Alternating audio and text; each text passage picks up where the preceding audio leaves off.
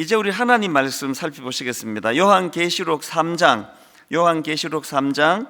14절부터 22절까지, 요한계시록 3장 14절부터 22절까지 봉독할 텐데, 오늘도 다 자리에서 일어나셔서 하나님의 말씀을 받들어 봉독하도록 하겠습니다.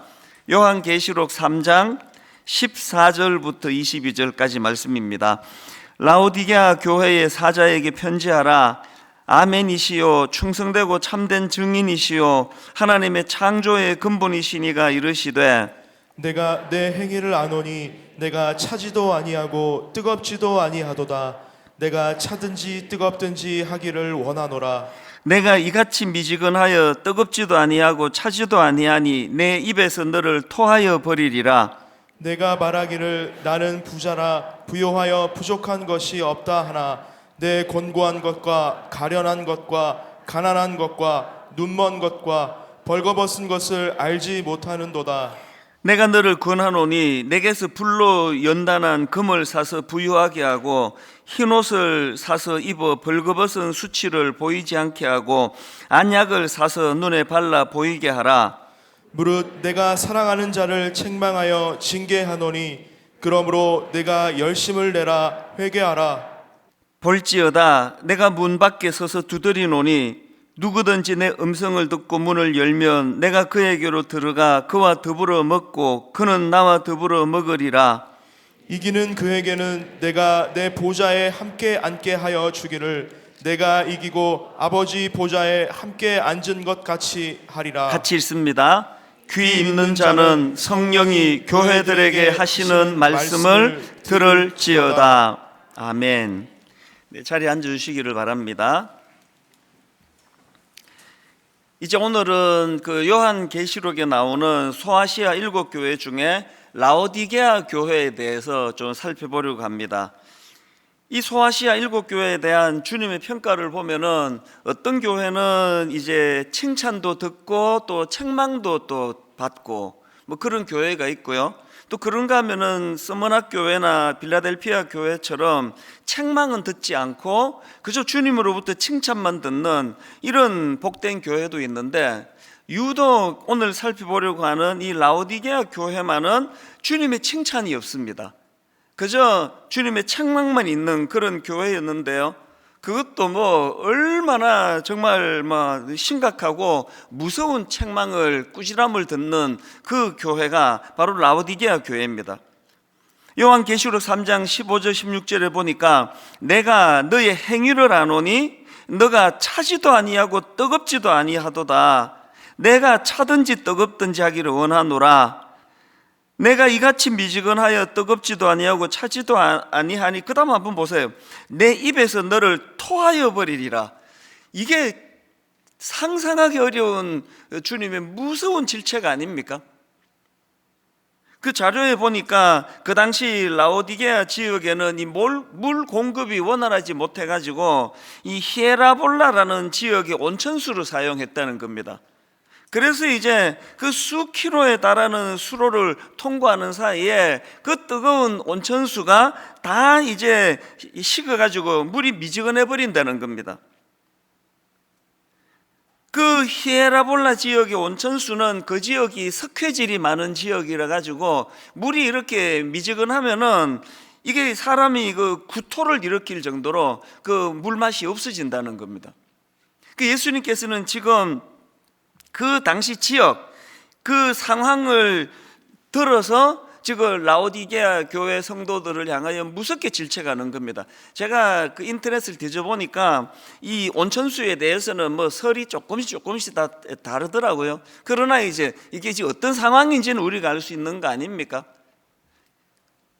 주님께서 그 상황을 들어가지고 지금 너희들의 상황이 어떤 상황인지 아느냐? 이 식어버린 온천수 석회질이 많아서 이 구토가 나올 정도로 마실 수 없는 그 물들을 너희들이 보고 있지 않느냐. 지금 너희들의 신앙 상태가 바로 이런 상태다. 이게 이게 심각한 경고의 말씀 아닙니까? 사실 분명히 그 히에라볼라 지역에서 온천수가 너무너무 뜨겁고 정말 그 적절한 그런 온도를 유지하면서 흘러내렸는데 이게 지나가는 과정에서 다 식어버린 거 아닙니까? 이게 인간이에요.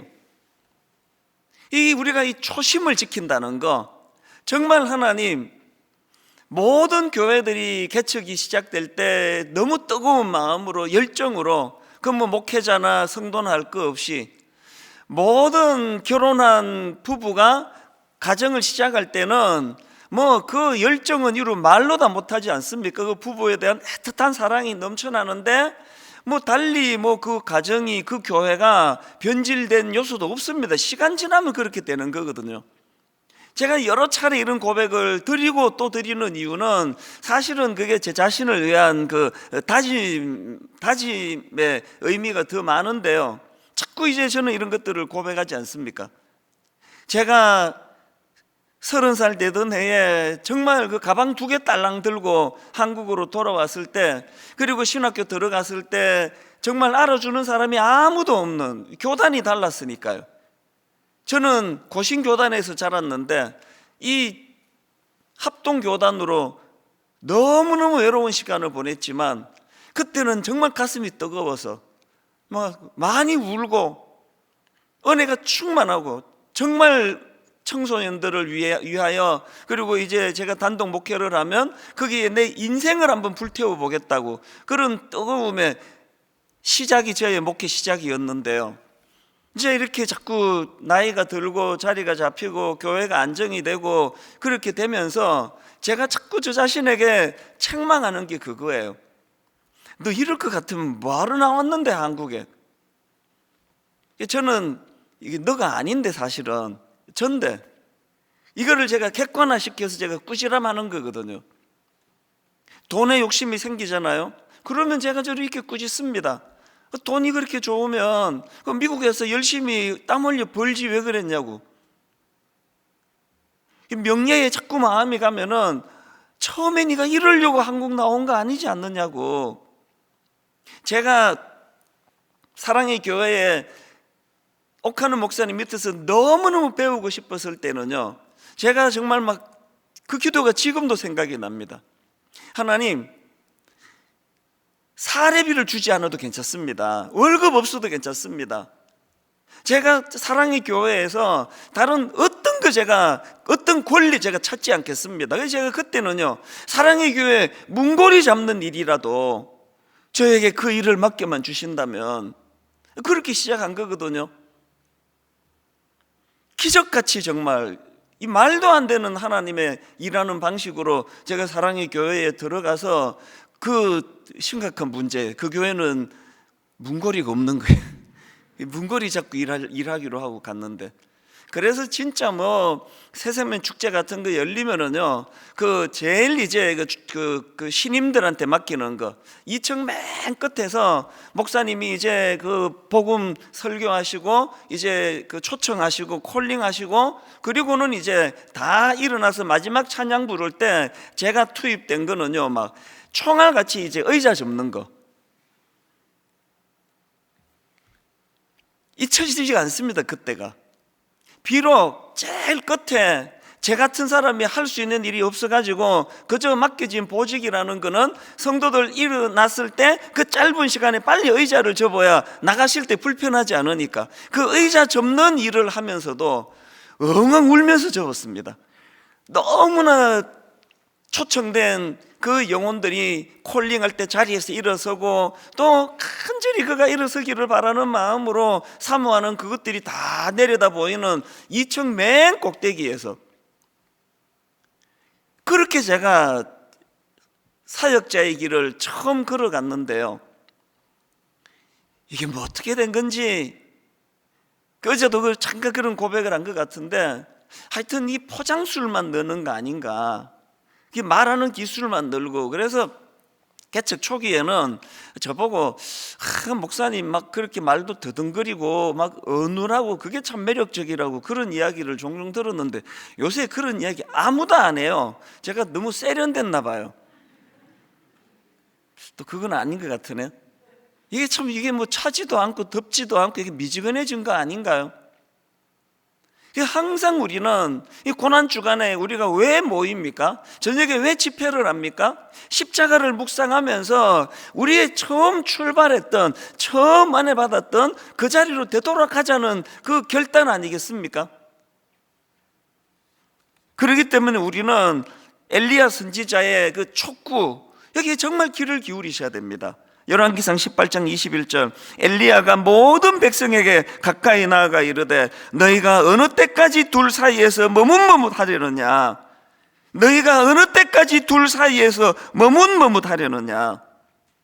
제가 왜 고난주간 둘째 날 본문으로 라오디게아 본문을 왜 택했겠습니까? 왜 칭찬만 들었던 빌라델피아 교회를 예로 들지 않고 라오디게아 교회 예를 왜 들었겠습니까? 지금 왜 들고 있습니까?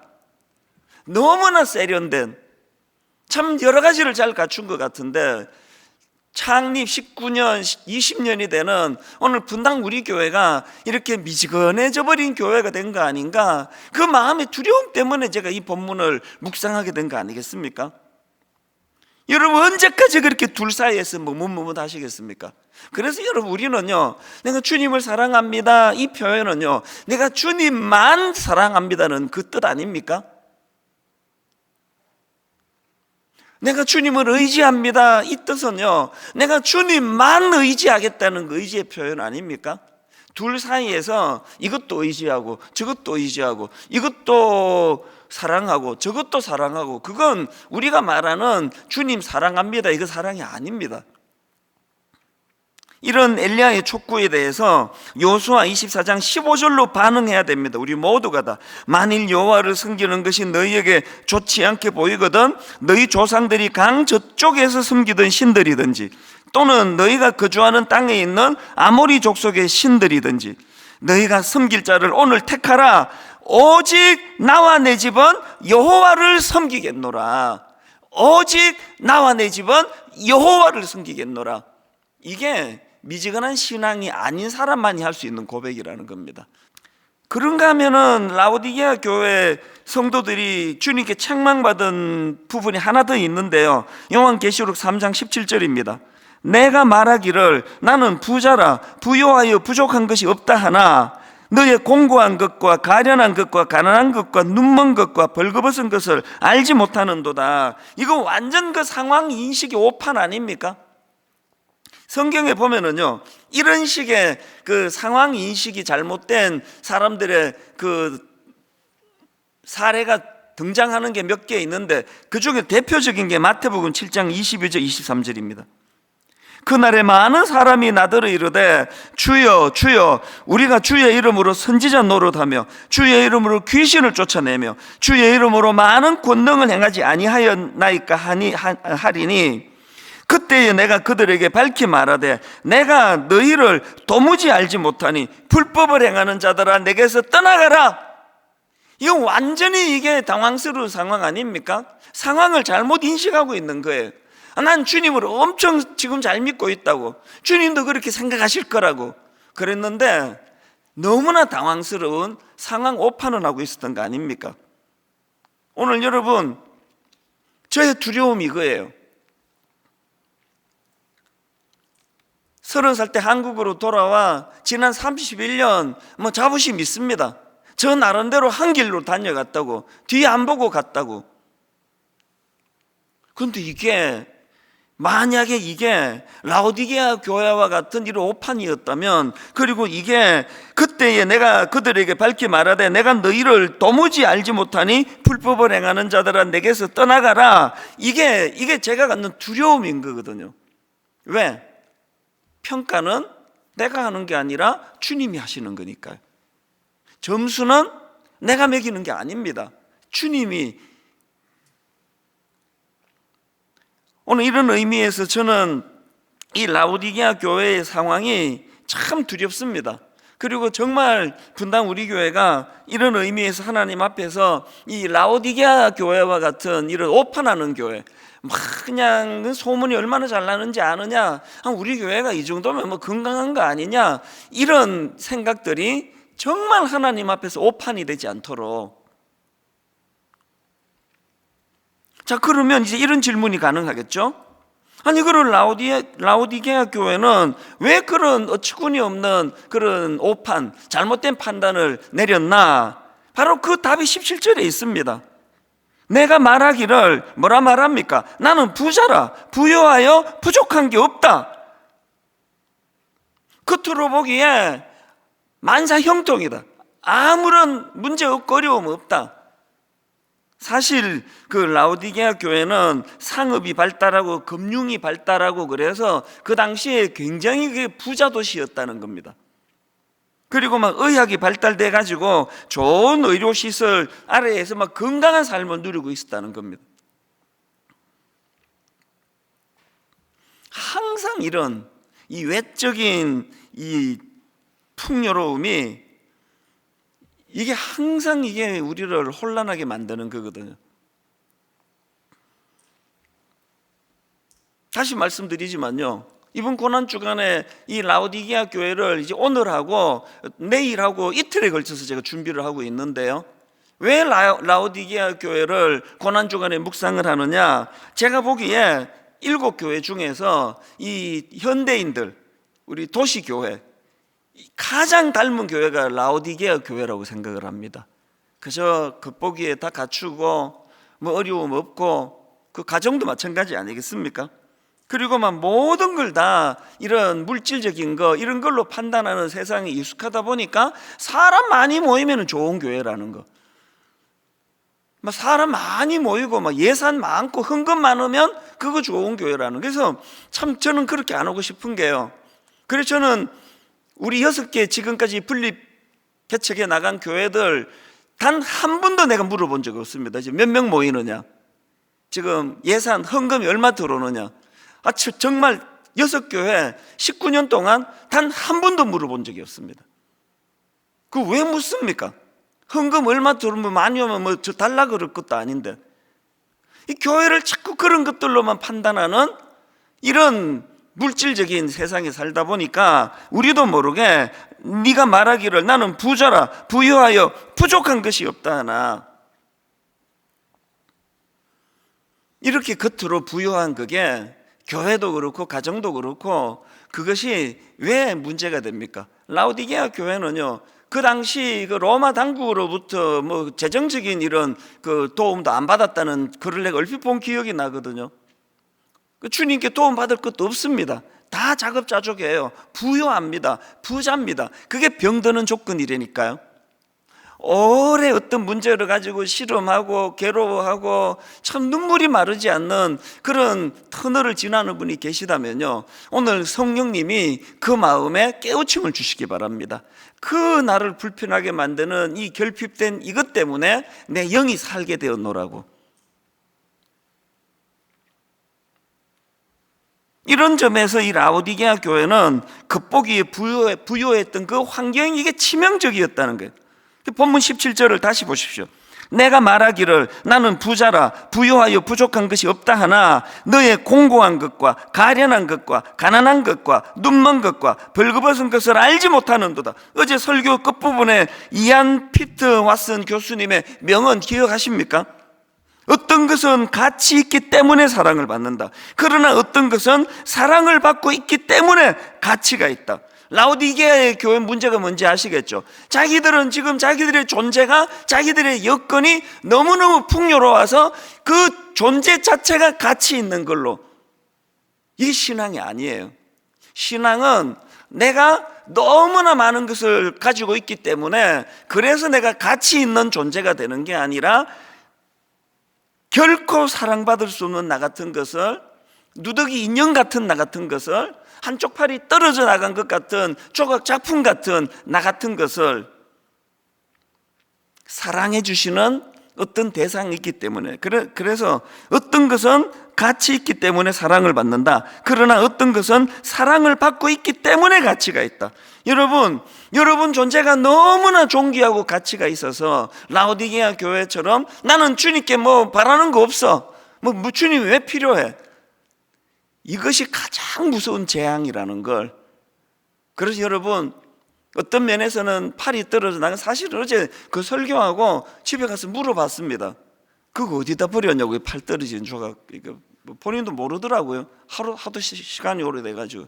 근데 오늘 오후 내내 내가 그 아쉬웠습니다. 흔히 미련한 거. 그 평생에 내게 교훈이 될 그 멋진 작품을, 팔 떨어진 그 조각 작품을, 그걸 왜 내가 갖다 내버렸을까? 여러분, 마음에 그 팔 떨어진 조각품을 마음에 여러분이 다 그렇게 새기면 좋겠습니다. 저게 내 모습이라고. 내가 내 존재가 존귀해서 내가 존귀한 게 아니라 이런 나 같은 걸 사랑해 주시는 분이 계셔서 그 사랑으로 내가 존귀한 사람이 되었노라고. 라오디게아 교회 문제가 그거 아닙니까? 저는 이번 고난 주간을 앞두고 호세아 4장 6절, 내 백성이 지식이 없음으로 망하는도다. 내 백성이 지식이 없음으로 망하는도다. 저는 계속 이 말씀이 이번 고난 주간을 준비하면서 지난 한두 주부터 계속 이 말씀이 저를 그 마음에 맴돌게 했는데요. 오늘 여러분, 지식이 없어 망하는데요, 그 지식이 없어 망하는 그 무지함 중에 가장 심각한 게 뭔지 아십니까? 가장 심각한 게 자기 자신에 대해서 너무 모르는 거예요. 우리는 우리 자신을 너무 모르는 겁니다. 그래서 나는 부자라 부유하여 부족한 것이 없다 이렇게 하고 살아가는데, 얼마나 내가 지금 공고하고 가련하고 가난하고 눈 멀고 벌거벗은 거, 이건 내일 제가 하나하나 구체적으로 제가 설명을 드리려고 준비를 하고 있습니다. 오늘 우리가 지식이 없어 망한다면 그 맨 앞에 이 무지함은 나를 너무 모르는 거예요. 그래서 교회가 커지는 건 그 목사에게도 진짜 위험한 일이에요. 교회가 커진 거지 단임 목사 존재가 커지는 겁니까? 그렇게 속게 만드는 거 아닙니까? 그래서 이번 고난 주간에 정말 이 자기 자신에 대한 잘못된 판단, 잘못된 생각, 이것들이 다 깨트려지는 그런 은혜가 이 고난 주간 동안 내내 일어나게 되시기를 바랍니다. 그래서 제가 오늘은 이제 내일은 이 라오디게아 교회가 갖고 있는 문제에 대한 대안을 이제 살펴볼 계획이고요. 이제 오늘은 먼저 우리 주님에 대해서, 이 라오디게아 교회, 이런 참 문제 많은 교회를 향한 주님의 그 세 가지 배려, 그 영적 무지에 빠진 교회를 향한 예수님의 세 가지 배려에 대해서 이제 오늘 좀 살펴보려고 하는데요. 첫 번째, 이렇게 라오디게아 교회처럼 영적 무지에 빠진 교회를 향하신 주님의 첫 번째 배려가 뭐냐? 다 아신다, 혹은 관심을 갖고 계신다. 15절에 딱 나오지 않습니까? 내가 너의 행위를 아노니 너가 차지도 아니하고 뜨겁지도 아니하도다. 내가 차든지 뜨겁든지 하기를 원하노라. 계시록 3장 1절. 사대 교회의 사자에게 편지하라. 하나님의 7영과 7별을 가지시니가 이르시되 내가 너의 행위를 아노니 네가 살았다는 이름을 가졌으나 죽은 자로다. 사실 개척 초기에는요, 부교역자 청빙할 때 제가 다 뽑았습니다. 그래서 제가 난 이 사람 보는 눈이 있어, 이런 생각, 이 교만한 생각을 가지고 제가 다 뽑았는데요, 지난 10년도 더 됐을 것 같은데요, 제가 뽑지 않습니다. 우리 교역자들 팀에게 이걸 다 넘겨주었어. 맨 마지막에 이제 올라온 그분들만 제가 점검을 하지 제가 직접 뽑지 않습니다. 앞으로도 계속 그럴 거예요. 이번에 29 목사님들을 청빙하는 과정에서도 우리 내부는 우리 부교역자들이 그것을 스스로 청빙하도록 하고, 외부에서도 6명의 멘토 목사님을 모셔가지고 그분들이 주도가 돼서 뒷부분에 이제 채워지는 부분은 저도 나서서 함께 했지만, 할 수 있는 대로 제가 누구 뽑는데 제가 관여하지 않으려고 애를 씁니다. 왜 그럴까요? 이제 저는 저를 믿지 않아요. 저는 진짜 요즘에요, 사무엘상 16장 7절, 여호와께서 사무엘에게 이르시되 그의 용모와 키를 보지 말라. 내가 이미 그를 버렸노라. 내가 보는 것은 사람과 같지 아니하니 사람은 외모를 보거니와 나 여호와는 중심을 보느니라 하시더라. 진짜 이 말씀이 이게 저에게 주신 말씀이라고 저는 믿어요. 요즘에는 제가 참 좋은 배우자를 만났습니까? 그건 하나님의 은혜지 제 눈이 아니에요. 시간이 가면 갈수록 다 아신다. 내가 너의 행위를 아노니 그래서 저는 그 남에 대한 판단이나 비판도 할 수 있는 대로 하지 않으려고, 이를 악물고 안 하려고 하는 이유가 여러 가지가 있지만 가장 중요한 건 이 판단이 정확하지가 않습니다. 제 판단이, 제가 이 어떤 집사님, 어떤 장로님, 우리 교회 어떤 부목사님에 대하여 제가 섣부른 판단도 하지 않을 분들은 그걸 말하지 않으려고 애쓰는 이유는 그 판단이 정확하다는 자신이 없는 거예요. 그렇기 때문에 어떻게 해요? 코람돼요. 중심을 보시는 그 주님께서 나를 다 안다, 그렇게 말씀하시기 때문에 그 주님 앞에 정직하게 벌거벗은 몸으로 거짓 없이, 오늘 저는 이 시편 139편 1절부터 4절 너무 잘 아는 말씀인데 참 많은 생각을 하며 읽었습니다. 여호와여, 주께서 나를 살펴보셨으므로 나를 아시나이다. 여호와여, 주께서 나를 살펴보셨으므로 나를 아시나이다. 주께서 내가 앉고 일어섬을 아시고 멀리서도 나의 생각을 밝히 아시오며 나의 모든 길과 내가 눕는 것을 살펴보셨으므로 나의 모든 행위를 익히 아시오니 여호와여, 내 혀의 말을 알지 못하시는 것이 하나도 없으시니이다. 주께서 나의 앞뒤를 둘러싸시고 내게 안수하셨나이다. 이 지식이 내게 너무 기이하니 높아서 내가 능히 미치지 못하나이다. 내가 앉고 일어섬을 아시고 멀리서도 나의 생각을 밝히 하시는 그 주님 앞에 벌거벗은 몸으로 있는 그대로 정직하게, 이게 우리 하나님이 우리를 향하신 다 아신다, 그리고 나는 너에게 관심을 갖고 계신다, 이게 라오디게아 같은 그 타락한 교회를 향한 주님의 첫 번째 배려예요. 그런가 하면은 두 번째로 영적 무지에 빠진 라오디게아를 향한, 교회를 향한 예수님의 두 번째 배려가 뭐냐? 책망으로 교정해 주신답니다. 책망으로 교정해 주시고 19절을 보십시오. 물은 내가 사랑하는 자를 책망하여 징계하노니 그러므로 내가 열심을 내라, 회개하라. 여기서 징계는 헬라어로 파이디오라는 단어인데요, 이 단어는 자녀 훈련과 관계된 단어입니다. 그래서 어떤 사전에 보니까, 어떤 사전에서 이 단어를요, 자녀의 성숙을 위하여 행하는 강도 높은 훈련, 이렇게 번역하기도 합니다. 그러니까 여기서 주님이 지금 주시는 내가 사랑하는 자를 책망하여 징계하노니 할 때 이 징계는 벌 주는데, 그것을 드러내는데, 그래서 그를 비참하게 만드는데 초점이 있는 게 아닙니다. 아버지가 그 자녀를 책망하고 징계해서 바르게 세워주는 그 일을 하기 위해서. 그래서 저는 잠언 3장 11절 12절 내 아들아, 여호와의 징계를 경히 여기지 말라, 그 꾸지람을 싫어하지 말라. 대저 여호와께서 그 사랑하시는 자를 징계하시기를 마치 아비가 그 기뻐하는 아들을 징계함같이 하시느니라. 오늘 여러분, 예수 잘 믿는 사람이 겪는 불편함이 뭔지 아세요? 예수 안 믿는 사람은요, 막 제멋대로 살고 막 멋대로 하는데도 막 승승장구하는 것 같은데요, 저는 제 삶이 너무너무 불편해요. 이 그냥 뭐 그렇게 심한 것도 아니에요. 그냥 조금만 제가 마음에 누구를 미워하거나 이런 마음이 있으면은 하나님이 막 바로바로 징계하세요. 막 마음이 너무 괴로워, 막 잠도 안 오고. 이게 너무나 불편하지만 이것이 축복인 줄 믿으시기를 바랍니다. 분당 우리 교회가 여기 오기까지 정말 이 어리석은 담임 목사가 내버려 뒀으면 그냥 몇 길로 벌써 샜을 텐데요, 하나님이 날마다 매를 들어 징계하시면서 견책하시면서 항상 제자리로 오게 하시는 이 축복이 있다는 거예요. 그래서 여러분, 범죄한 다윗에게 그 나단 선지자의 추상 같은 그런 그 가슴을 후벼 파는 그런 지적이요, 그게 축복인 거예요. 그래서 저는 오늘 여러분 묻습니다. 두 가지의 이 하나님의 이 책망과 징계, 하나는 당연히 말씀이죠. 여러분 잘 아시는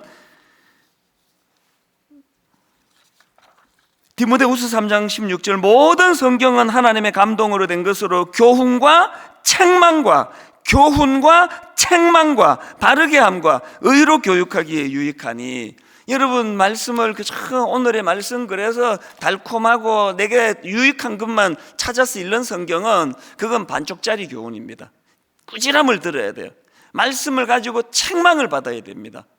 그런가 하면은 또 하나, 주님이 보내주신 신실한 동역자, 또 그 교회의 목회자들을 통하여 여러분이 책망을 지금 수용하고 있습니까? 징계를 수용하고 있습니까?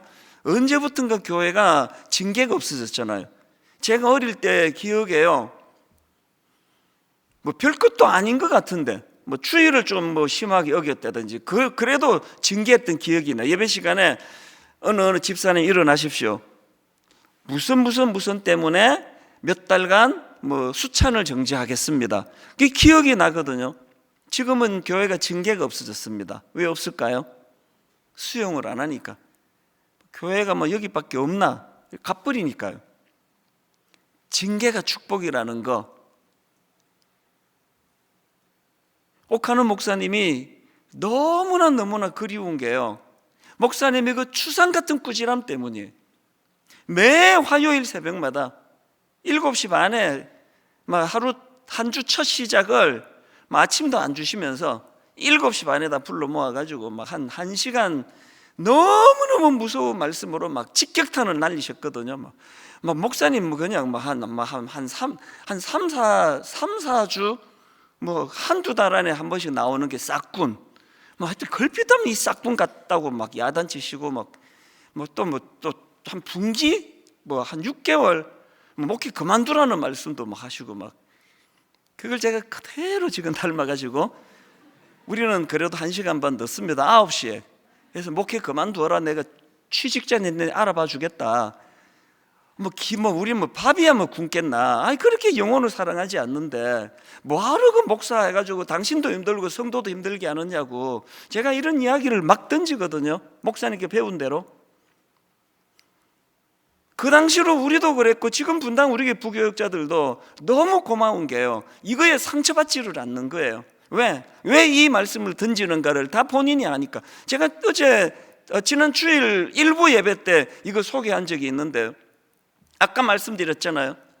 지금 실탄 나누어주기 직전 4월 1일 날 이제 교구를 담당하고 실탄을 이제 공급한다 그래서 제가 한 2시간씩 목회를 어떻게 해야 되고 심하게 야단치고 잔소리하고, 그러고 나서 그게 지난주 어느 날이에요. 새벽에 가책이 느껴지는 거예요.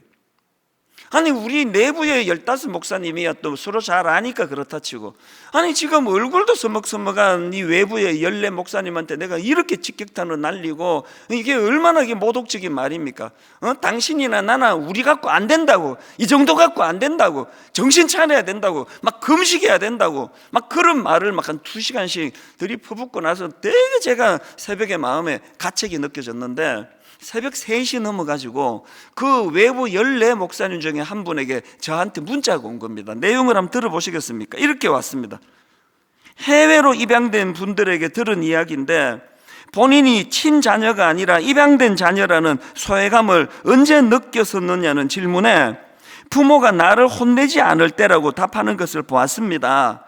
앞으로 목사님이 저희를 혼내시는 것도 참 가족이요, 운명 공동체요, 나아가서는 하나님 나라의 순결함을 위한 것인 줄 알고 기꺼이 혼나고 잘 배우겠습니다.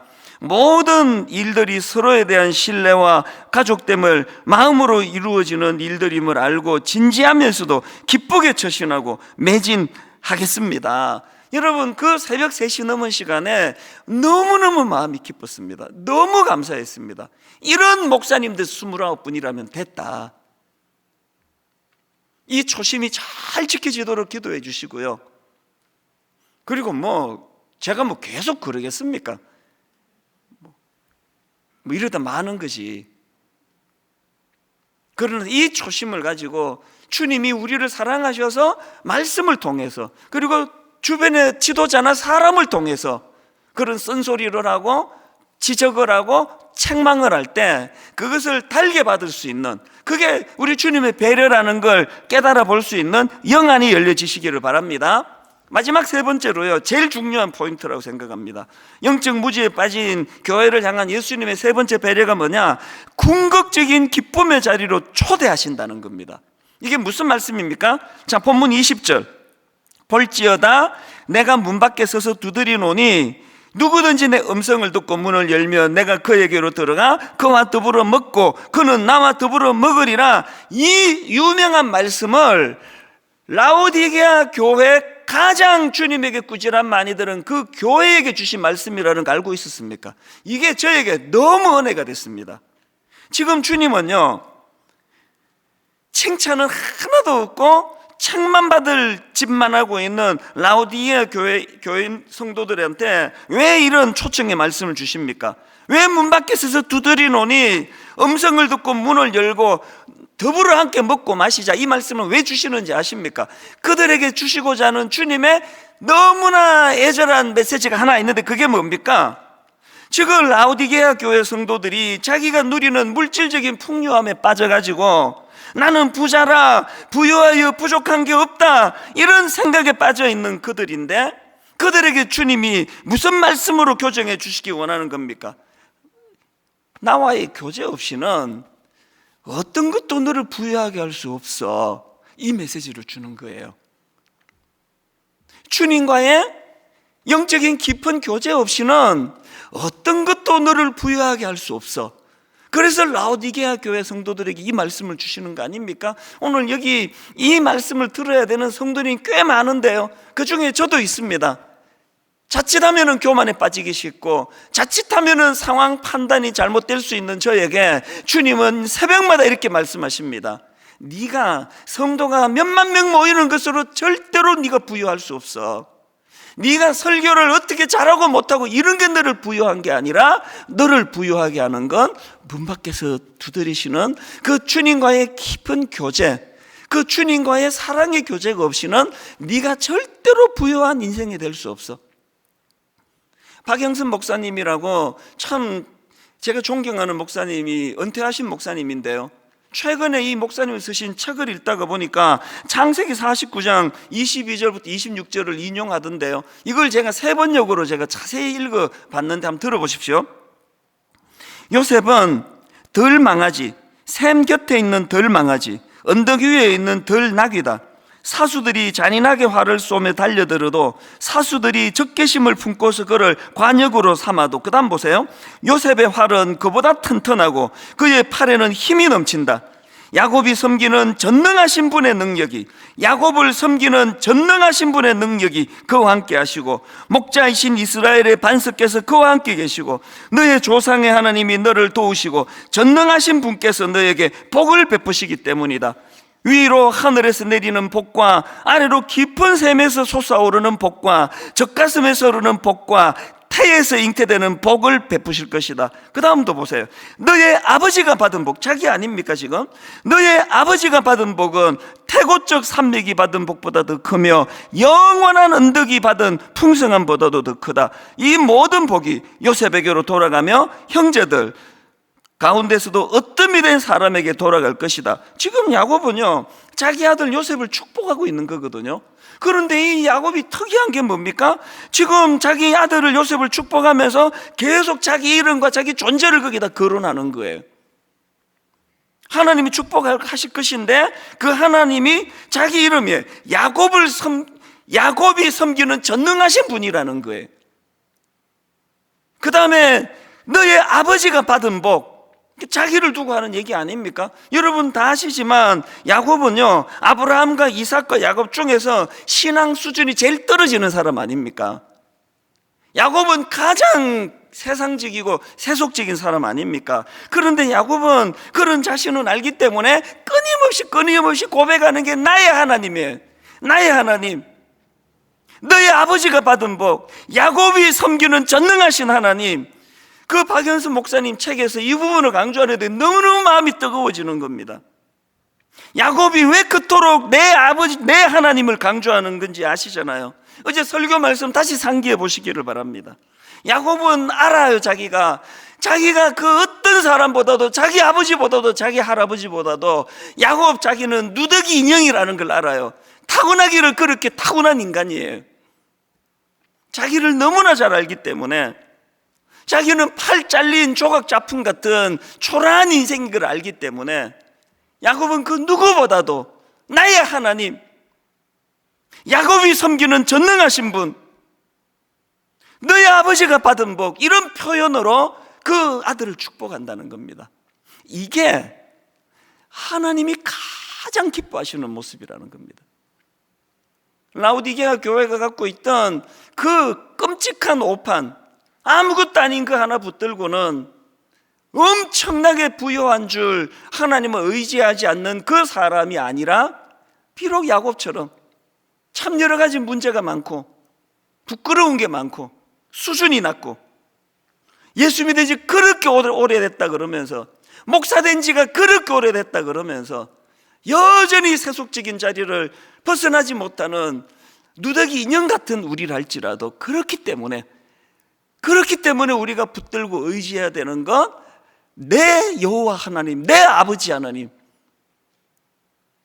결론을 저는 이렇게 맺기를 원합니다. 다시 강조합니다.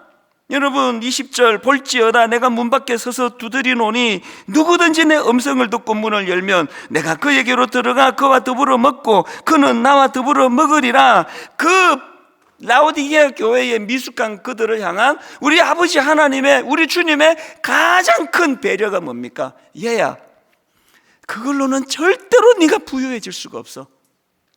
우리를 부유하게 할 수 있는 유일한 대안, 문 밖에 서서 두드리시는 그 주님을 내 심령에 모시고 그분과 더불어 먹고 그분과 더불어 교제하며 그 주님을 깊이 사랑하는 이것이 나를 진짜 부유하게 한다는 사실을 깨닫고 인식하는 그런 고난주간이 되시기를 주님 이름으로 축원합니다. 오늘 이 말씀을 가지고 나중에 가족들하고 정말 깊은 대화를 나누시면 좋겠습니다. 여러분, 우리 부모님이 자녀들에게 눈물로 호소하면 좋겠습니다. 네가 무슨 대학 나오고 몇 점 점수를 받았고 어디 취직하는 이것도 중요하지만 정말 너를 부유하게 하는 건 문 밖에 서서 네 마음 문을 두드리시는 그 주님을 마음으로 영접하고 그분과 교제하는 거라고.